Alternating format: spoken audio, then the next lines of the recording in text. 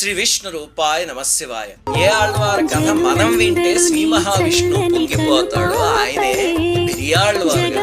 ఆళ్వార్లో 6వ ఆయన గరుత్మంతుడి అంశతో జన్మించారు. ఆయనకి స్వామిని సేవించడం తప్ప ఇంకేమీ తెలియదు.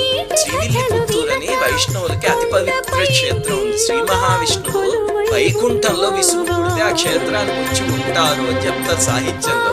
మధురై పక్కనే ఉంది. అక్కడ స్వామి కోసం తులసి తోట పెంచి ఆ తోట పక్కనే ఉన్న బలభద్రసాయి ఆలయంలో సమర్పించి కైంకర్యం చేసుకుంటూ ఉండేవారు ఆయన.